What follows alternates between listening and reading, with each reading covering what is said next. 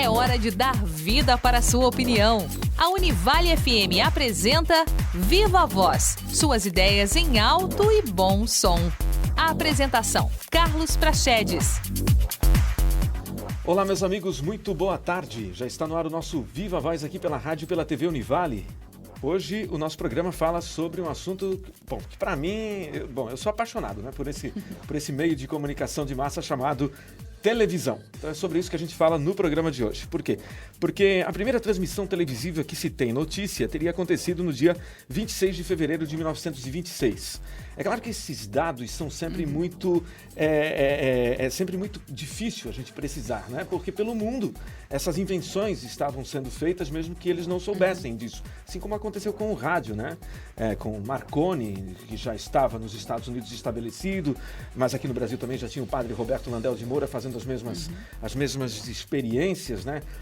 Desenvolvendo alguns produtos como um microfone pré-histórico, né? Enfim, e chegou a patentear essas invenções nos Estados Unidos, não ficou com o mérito, e o Guglielmo Marconi, lá o italiano, acabou sendo conhecido como o pai do rádio. Então é claro que é sempre muito difícil, né, a gente dizer, não, foi tal dia, foi esse o primeiro, né, a realizar as experiências, enfim, não gosto muito de fixar essas coisas, mas enfim, né, teria sido essa primeira transmissão, essa primeira experimentação ou até exibição teria sido feita para cientistas na Academia de Ciências Britânicas, em Londres, né?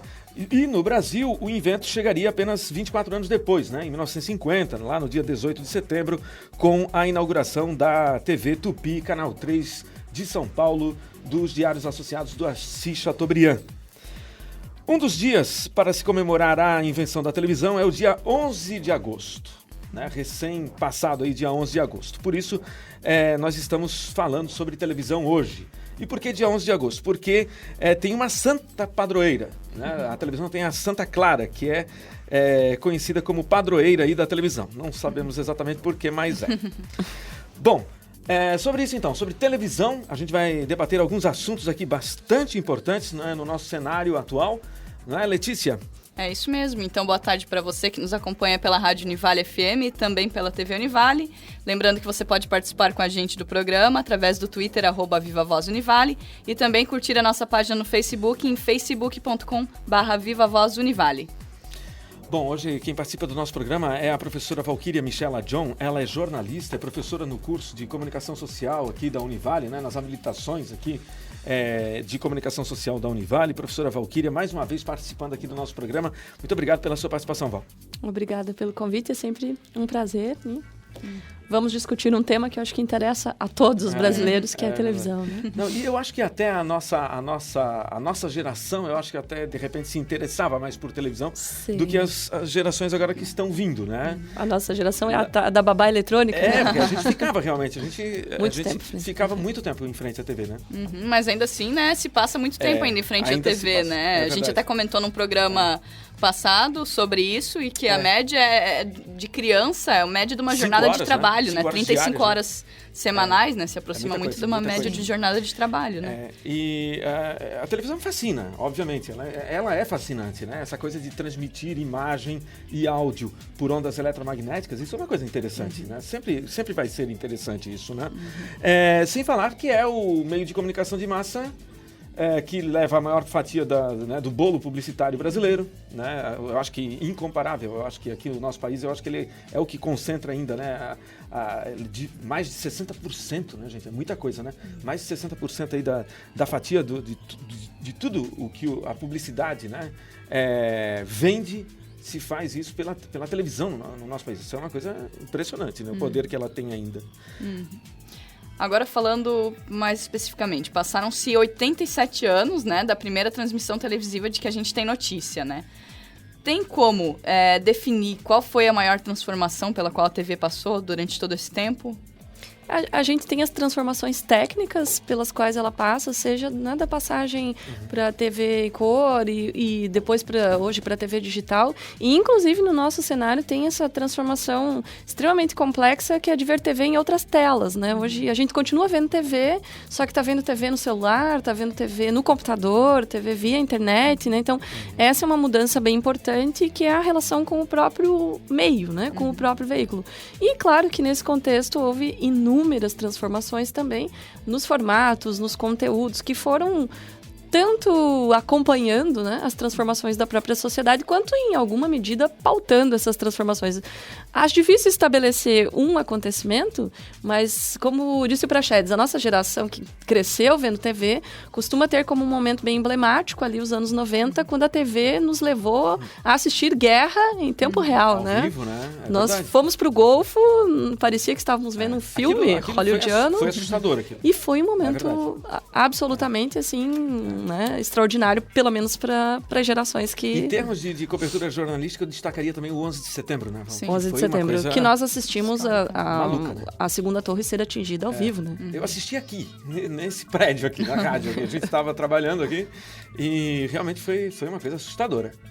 Foi assustadora. Para a prática jornalística, acho que a televisão tem esse significado, né? A gente acompanhou acontecimentos sociais extremamente importantes, quase como se estivesse lá, né? Como a queda do muro de Berlim, né? O próprio 11 de setembro, a Guerra do Golfo. Quer dizer, a gente se sentiu parte da história porque a televisão trouxe essa grande ruptura, né? E é claro que hoje com a internet mais ainda, né? É verdade. E os telejornais e as telenovelas, eles ainda são responsáveis por uma das maiores audiências televisivas, né? Na sua opinião, deve acontecer alguma mudança nesse sentido? Ou é comum que ainda se busque os telejornais e as telenovelas nesse meio? Porque já caiu bastante também, né, Val? A audiência também já caiu bastante, né? Sim, eu ia dizer que a gente está num momento de mudança. Essa mudança está em curso, né? No caso específico da novela, se a gente comparar a década de 90, em que nós vamos ter novelas assim que chegavam a atingir 60%, 70%, né, da audiência naquele horário, novela das 9 principalmente, e hoje uma novela de sucesso não vai chegar nem a 50%, né? E para ela se manter na casa dos 40% tem sido difícil.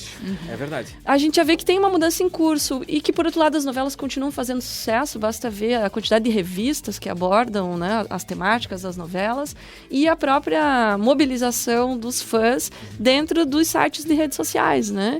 Então, já há mudanças em curso, né? Uma relação, principalmente das audiências mais jovens, né? De ter essa experiência com conteúdo televisivo por intermédio de outras plataformas. Eu acho que o grande desafio de quem produz para televisão é como pensar o futuro mesmo, né? Como readequar esses conteúdos para um cenário em que não se vê mais TV só na TV. Bom, eu preciso continuar aqui a apresentação da Valquíria, que eu esqueci de um detalhe importante. A Valquíria, ela é mestre em educação, mas ela é doutoranda, já está quase terminando o doutorado dela, né, em comunicação pela Universidade Federal do Rio Grande do Sul. E a Valquíria também sempre pesquisou muito, né, as temáticas que a televisão traz, e também sempre pesquisou muito, inclusive, programas como telenovelas. Por isso que ela está aqui hoje participando desse programa, né, Valquíria? Sim, que é o tema da minha própria tese. Então, uma outra discussão bastante comum aqui é sobre a qualidade da programação da TV aberta no Brasil, né? E aí tem muitos estudiosos acusando a TV aberta de que ela abre pouco espaço para a educação e de que informa com muita parcialidade, né? Você concorda com essa acusação? A TV tem esse compromisso com a educação? Ou, na verdade, seria mais essa ideia de entretenimento mesmo? E as pessoas aqui acabam se confundindo nesse sentido. Eu acho que vai depender muito do que a gente entende por educação, né? Se a gente esperar que a TV aberta desenvolva conteúdos educativos escolares, no sentido de funcionar como um instrumento pedagógico, eu acho que ela não tem essa obrigação, né? Ela tem, dentro da sua grade de programação, a necessidade de levar conteúdos significativos para a sociedade, mas também lazer, entretenimento, diversão, informação, né? E se eu entender que educativo é algo mais amplo, né? Aquilo que me permite formar opinião, opinião. Nesse sentido, todo conteúdo que é exibido pela televisão, em alguma medida, contribui para esse processo. Ser, né? Aí nós até podemos questionar, né, a qualidade ou o valor desses conteúdos, do reforço a estereótipos, enfim. Agora, esperar de uma emissora de TV aberta, privada, que ela... Brasileira, né? Que é completamente diferente da situação de outros países. Que ela desenvolva, sei lá, um projeto pedagógico. Porque, assim, existe toda uma diferença realmente muito grande, né? O nosso sistema de radiodifusão, ele é muito semelhante ao norte-americano, né? Ele não foi baseado, por exemplo, em alguns países da Europa, né? Como, no caso, a BBC de Londres. Exatamente. É uma grande referência, né? Nessa coisa de passar cultura, informação, sim, de qualidade, enfim, né? Você acredita que a que se deve, ou por que aconteceu isso, né? Por que nós... a gente tem algumas explicações, mas a gente quer que o nosso ouvinte tenha isso, né? Por que isso se deu aqui no Brasil? Por que a gente não seguiu esse modelo europeu, principalmente inglês? Na verdade, nós temos um contexto histórico, né? Que a difusão dos próprios meios, no caso específico da televisão, ali nos 50, nós vivíamos já uma fase de transição, política, social, econômica, já muito articulada, muito em sintonia com os ideais e com, né, a proposta de modelo de sociedade norte-americano. E logo em seguida nós tivemos a implantação da ditadura militar, né? E nesse cenário é que as principais emissoras que estão no país até hoje, foi assim que elas se estabeleceram, né? E elas tiveram essa necessidade de se adequar ao modelo que era possível, né, por conta da própria ditadura. E o caso específico da Rede Globo, por exemplo, né, que é a emissora de principal audiência e que se estabeleceu justamente nesse cenário, a Rede Globo só se estabeleceu por um grande intermédio de grupos midiáticos norte-americanos. Então, naturalmente, o modelo deles também atravessou, né? E nós já tínhamos um modelo jornalístico, por exemplo, bastante relacionado ao modelo da primeira metade do século XX, do modelo jornalístico norte-americano, né? E foi praticamente quase que natural, né, que isso acontecesse. E a gente tem um dado bem interessante que no final de 2012 o Brasil encerrou como o 7º maior mercado de TV paga, né? Isso serve de alerta para mostrar que o brasileiro ele deseja mudanças na TV aberta? Eu acredito que isso está muito correlacionado a fatores econômicos, né? Nós sabemos que nas últimas 2 décadas nós tivemos transformações nas nossas possibilidades sociais e econômicas de acesso. A TV paga por muito tempo foi algo extremamente caro para o bolso da imensa maioria dos brasileiros. Tem esse fator. E tem outro também que é o próprio impacto da internet, né? A internet, não é que ela inventou isso, mas ela reforçou um consumidor de conteúdo midiático mais ativo, mais participativo e mais exigente. E como as nossas emissoras de TV aberta, primeiro que são poucas, segundo que elas diversificam muito pouco a sua grade de programação, essa própria experiência de diversidade que a internet oferece, pelo menos é uma hipótese, né, de que isso tem levado as pessoas a buscarem diversidade também televisiva. E quem oferece isso é TV fechada. Porque tem canais de televisão aí, né, que já tem o mesmo programa há 40 anos, né? 35, 40 anos. Né? Os programas, em alguns horários eles mudam, existem assim algumas experiências, mas aqueles programas ali, os que têm maior audiência e que têm inclusive a maior faturamento, né? Estão aí há 30, 35, 40 anos, né? E se modificando muito pouco. Pois é. Porém, muito relacionados a um tipo de, talvez, né, de consumidor, de telespectador que foi fidelizado, né? Mas essas reconfigurações nas nossas próprias relações midiáticas, pessoais, interpessoais, têm mostrado que é preciso se preocupar com... Seria saudável, né? Com as novas gerações, que elas vêm com outro comportamento de relação com os meios, né? A TV aberta oferece pouquíssimos espaços de participação, né? Não que na TV fechada a gente tenha isso, mas você tem o poder efetivo do controle remoto, né? Você tem ali, sei lá, 60, 80, 200 canais, e se eu não posso participar ativamente, eu posso simplesmente mudar de canal. Agora, aqui no Brasil também, né, Val, o que a gente observa é que a população, principalmente em relação à Rede Globo, ela é muito fiel mesmo, né, a esse canal de televisão até hoje, né? Tem uma pesquisa que foi realizada há algum tempo atrás, isso já tem alguns anos, mas enfim, né, que teve um momento lá em São Paulo, que por um problema técnico, a TV Globo de São Paulo, ela saiu do ar, né, e ficou durante 15 minutos fora do ar. E mesmo assim, durante 15 minutos fora do ar, ela continuava em primeiro lugar na audiência. Né? Isso aí é um balde de água fria, né, nos outros, na concorrência, enfim. Né? A gente não está aqui querendo usar esse canal de televisão, muito pelo contrário. Sim. A gente se preocupa com, afinal de contas, esse consumidor, né, de informação. Né? O que o fez ficar 15 minutos com a TV ligada, né, sem sinal nenhum?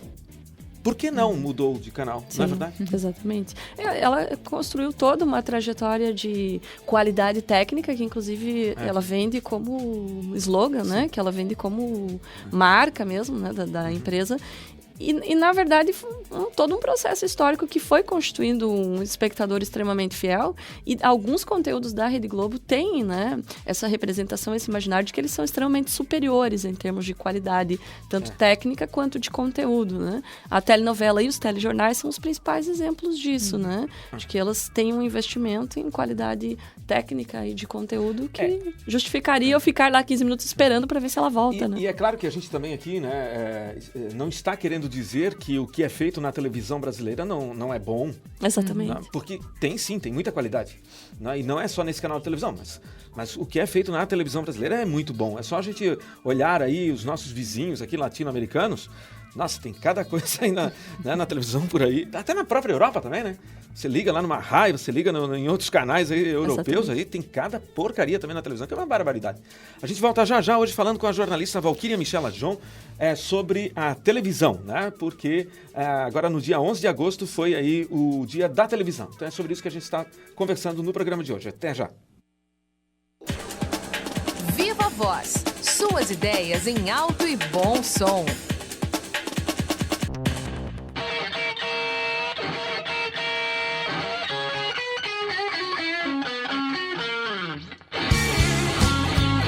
Aquele vocal inconfundível, o solo de guitarra hipnotizante, o baixo e a bateria ditando o ritmo. Estamos falando de blues, é claro.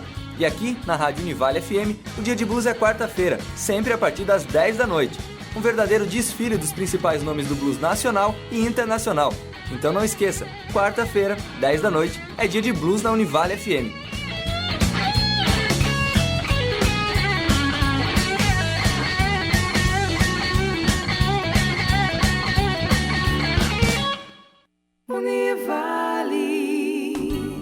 De que vale a vida sem tantas fronteiras, pra gente conquistar o mundo a cada dia?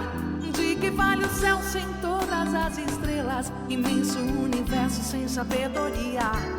O que vale é ter nas mãos todos os livros, é acreditar na força das lições.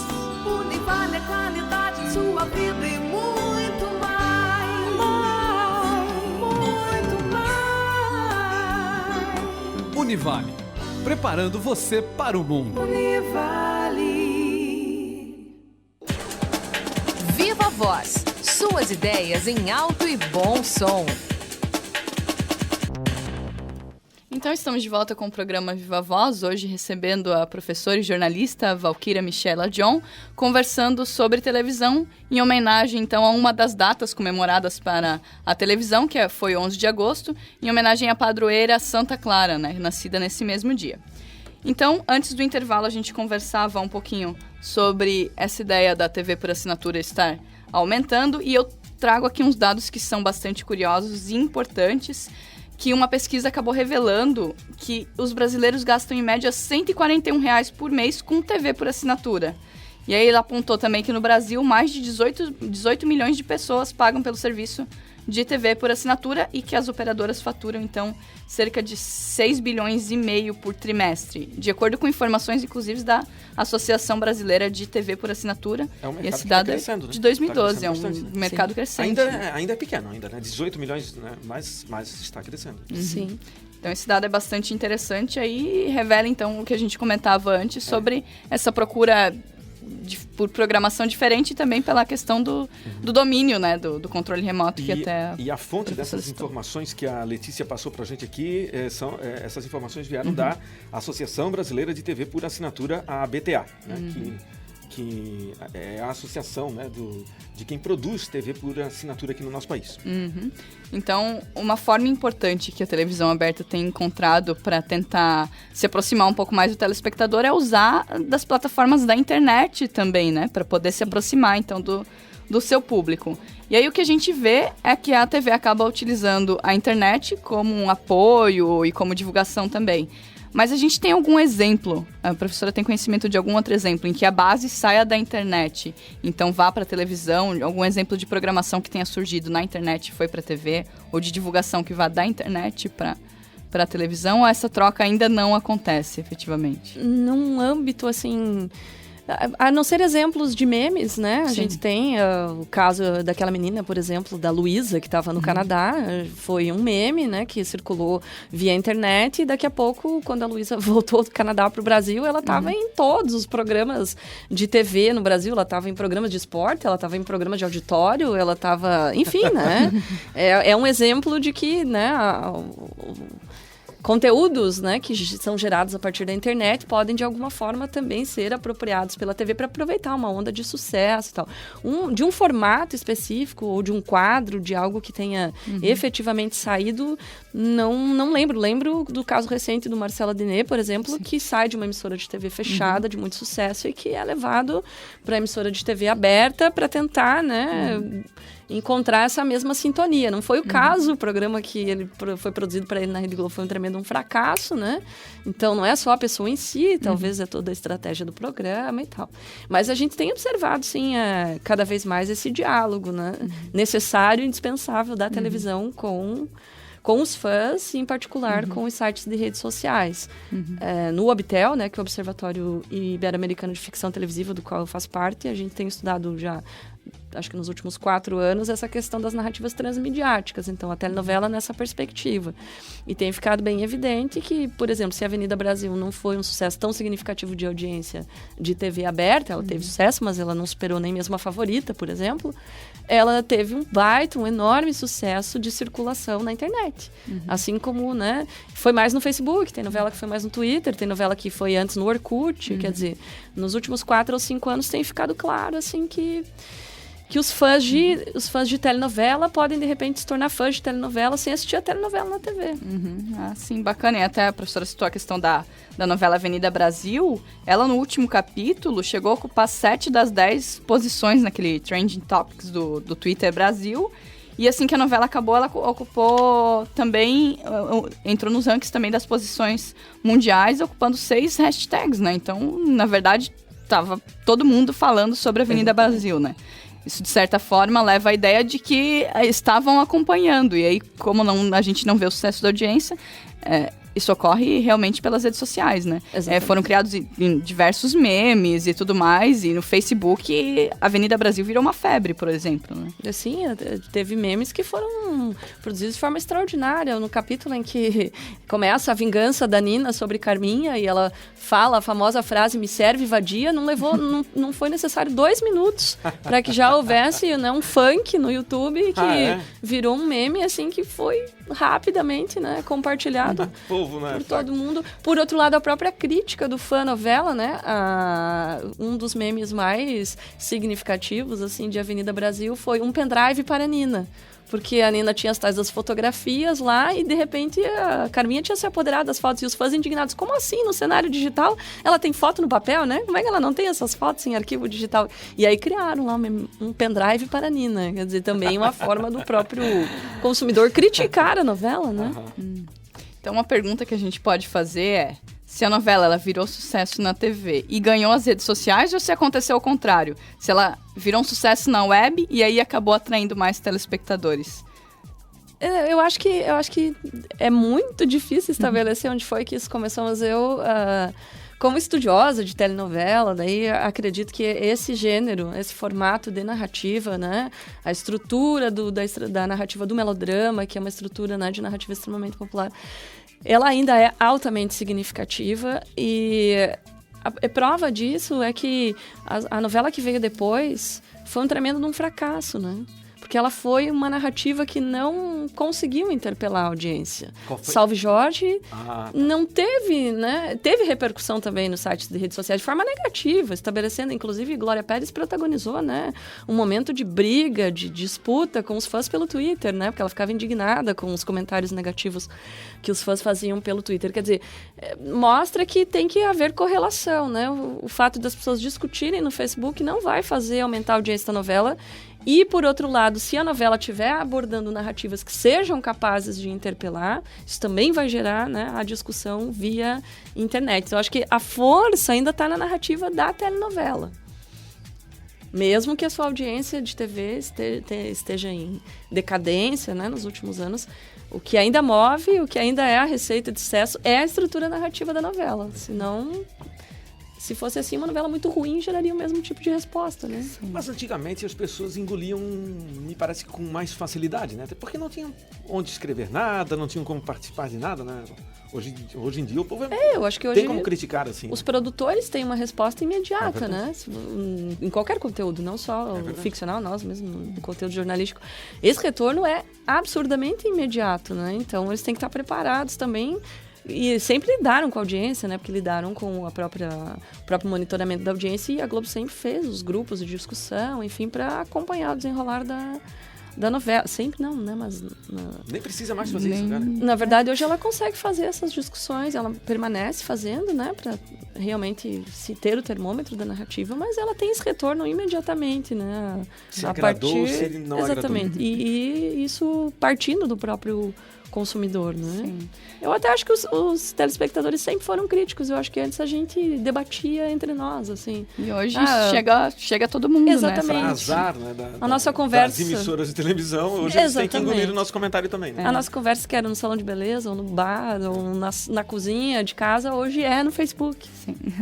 E um outro caso de sucesso em 2010 foi na relação entre internet e televisão, foi a novela Passione, né? Que ela acabou criando personagens no Twitter, e esses personagens interagiam com os telespectadores. E aí fica uma questão bem importante. Pode surgir alguma confusão entre a ficção e realidade? Até que ponto vai esse limite de você ter um personagem de sucesso, como foi do Berilo, lá o Bígamo, né, que postava então suas frases, suas reflexões no Twitter, e as pessoas comentavam e compartilhavam. Então, até que ponto vai então essa mescla entre ficção e realidade? Ela sempre aconteceu, né? Na verdade, esses limites são muito tênues, porque se a mesma emissora que faz a novela, ela traz a temática da novela para o seu telejornal, muitas vezes as novelas trazem temas de merchandising social, por exemplo, em alguma medida esses limites entre ficção e realidade, eles já se entrelaçam. E até no próprio ato de assistir, né? Seja o telejornal ou a telenovela, você já pode ter esse embaralhamento, né? Mas é claro que usar a estratégia das plataformas da internet para promoção da novela podem intensificar isso. Até antes de Passione, por exemplo, Passione, né, ela não teve repercussão no Facebook, porque o Facebook ainda não era a principal rede social no Brasil, né? Em 2010 ainda era Orkut. E ela teve, então, bastante sucesso no Orkut e no Twitter, né? Bem significativo o @Berilo, né? Lá no Twitter. E teve perfis que a Globo criou, mas teve perfis que os próprios fãs criaram. Quando a gente monitorou Passione, né, na pesquisa do Obtel, por exemplo, foi bem difícil separar o que eram perfis fake e o que eram os perfis dos personagens. Foi preciso ter o contato com a própria produção da Globo para saber quais tinham sido os perfis oficiais que eles tinham criado, né? Para saber qual era o comportamento de fã e qual era o comportamento relacionado mesmo a uma estratégia de marketing. Mas antes até de Passione, na novela Viver a Vida, foi criado o blog da Luciana, né? Que era a personagem da Aline Moraes, que era cadeirante. E era impressionante, assim, as postagens no blog de pessoas que diziam assim: Lu, eu torço por você, seja feliz no seu casamento, eu entendo o seu dilema, o seu sofrimento, porque eu também vivo isso. Até pessoas, né, que passavam pelas dificuldades que a personagem passava. Quer dizer, as pessoas conversavam com a autora do blog, que era um personagem, como se esse personagem fosse de carne e osso, né? Pois é. Então, esses limites... Mas isso também se estabelece numa relação que a gente faz com um livro ou com um filme, né? São processos de identificação. É difícil medir se isso... Se isso é ruim, ou se não é. Né? Val, muito obrigado pela sua participação. Infelizmente, o nosso tempo já terminou. Nós tínhamos pelo menos aí mais umas 10 perguntas para fazer para Val, não é? Mas nosso tempo já está esgotado, né? Muito obrigado mais uma vez pela sua participação aqui no nosso programa. Obrigada a vocês. Bom, então a gente conversou hoje sobre televisão, né? Com a professora Valquíria Michela John, ela que é jornalista, é doutoranda em comunicação pela Universidade Federal do Rio Grande do Sul e pesquisa já há muito tempo essas relações envolvendo telespectadores e esses produtos televisivos como as telenovelas. Muito obrigado mais uma vez. A gente volta amanhã com o nosso Viva Voz aqui pela rádio e pela TV Univale. Até lá. Até. Viva Voz! Realização do curso de jornalismo do Centro de Ciências Sociais Aplicadas, Comunicação, Turismo e Lazer e Pró-Reitoria de Pesquisa, Pós-Graduação, Extensão e Cultura Propec da Univale. Produção e técnica: Andrés Lindwein, Henrique Flores, Ismael Filho e Cidiane Sutil. Coordenação: Carlos Prachedes. Supervisão: Alberto Russi.